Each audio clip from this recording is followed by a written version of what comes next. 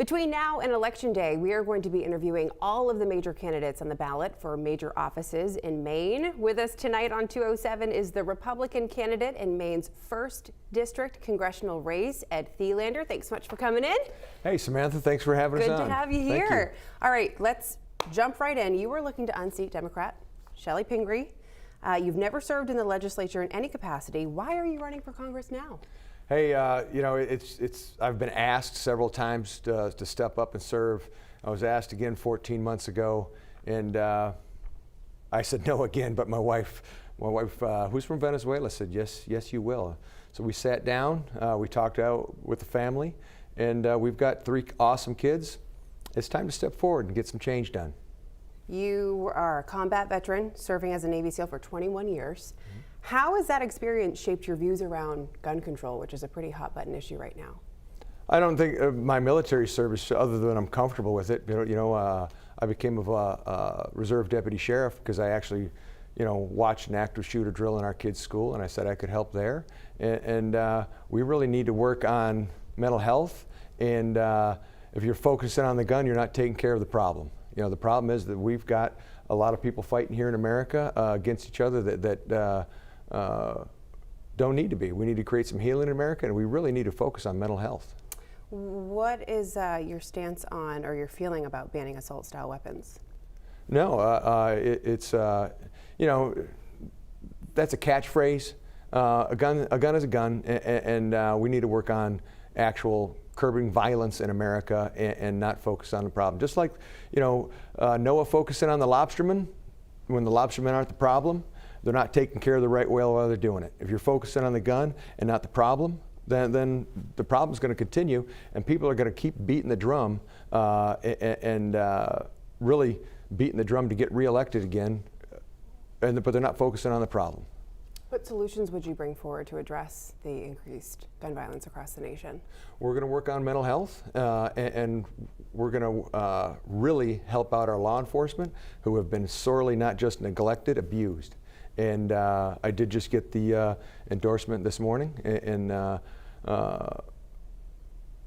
they need so much help. They're vowed to take care of us, and we've been setting them aside, and we've really got to focus on beefing up and taking care of our law enforcement, make sure that they have proper funding, making sure that they get the mental health help that they get, that they need, and really help them improve their recruitment, because our numbers have just been going down since they've been getting bashed and harassed, and very unfounded here in Maine. Our law enforcement here in Maine is loved. They do such an awesome job. We've got folks that are trying to come in from out of state, law enforcement officers. But now, odd thing about that is, one of the officers that wanted to come up, to work with us in Lincoln County, he can't find a house. So that's a whole other, question for you maybe, but something else we need to work on. Inflation. Front of a lot of people's minds right now, especially with winter right around the corner, colder months, more expensive. What is the first step you would take to address inflation? Well, I just filled up my fuel tank, and that hurt. I got it's we need to get the price of fuel down here in America. We can't keep selling off our reserves. Those are saved for emergencies. We need to go smart green properly. We cannot just rush and jump to it. That's hurting our economy, and it's going to hurt some people and their lives right now. People in Maine are really making choices between heat and eat, and that's it is really sad. That was before this started. This winter is going to be tough for a lot of folks. Do you believe the rich should be taxed more, and as the saying goes, pay their fair share? Again, that's a beating mantra. I'm not a rich person. I'm living on a Navy retirement right now. Should my opponent be taxed more because she makes more money? That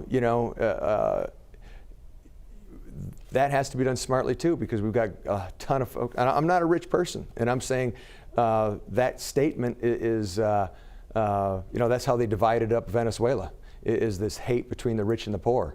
And what is the real truth of that? Some of these rich folks are paying exorbitant amount of taxes. But that statement really creates an argument that avoids the discussion. I'm definitely going to find the common ground on a lot of things so that a discussion will be created, not avoided.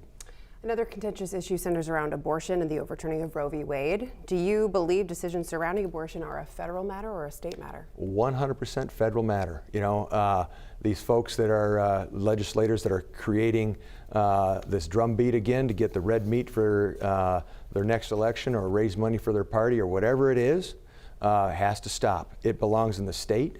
And, you know, I'll lean towards what, you know, what Lindsey Graham just did.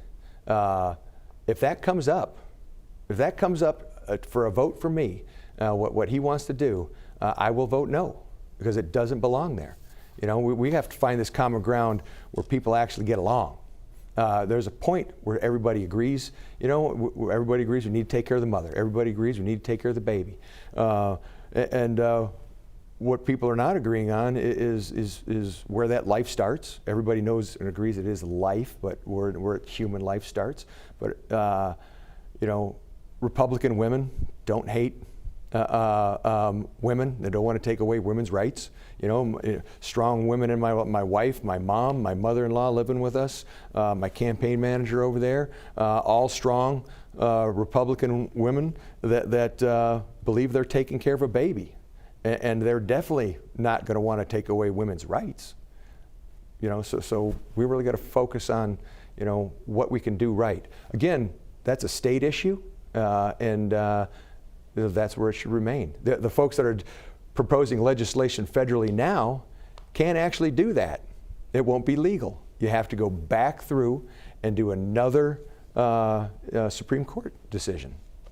We're going to end on that thought. Ed Thelander, Republican candidate in Maine's 1st District, thank you so much for being here.